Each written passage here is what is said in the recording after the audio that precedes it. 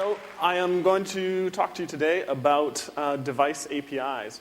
So very unlike Farouk's talk this morning, I'm going to talk about actually some JavaScript APIs that you can use in browsers today with a particular focus on the mobile web, and how we can actually go ahead and make the mobile web experience more, for lack of a better term, more native, so that you can emulate sort of native functionality on mobile devices with web technology.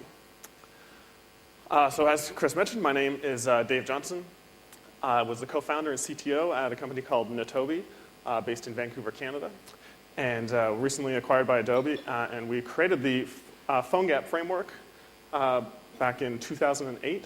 And so it's essentially an approach to build cross-platform mobile applications using HTML, JavaScript, and CSS, which is, of course, what Web Directions is all about. So let's get right into that. So again, PhoneGap, recently it was reborn as Apache Cordova. So it was always a free and open source, actually, and we just took the code, and it was under an MIT license previously, and now we've contributed all the code to the Apache Software Foundation to ensure the governance of the project going forward.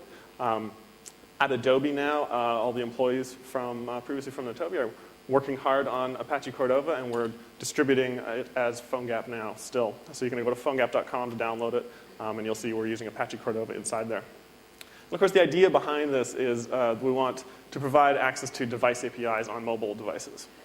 So you can actually go and check out build.phonegap.com as well if you don't want to actually download SDKs and so on. You can go there and upload some HTML, JavaScript, CSS, and download a native application for your device, install it, and you can actually access device APIs. So PhoneGap, like I said, started around 2008.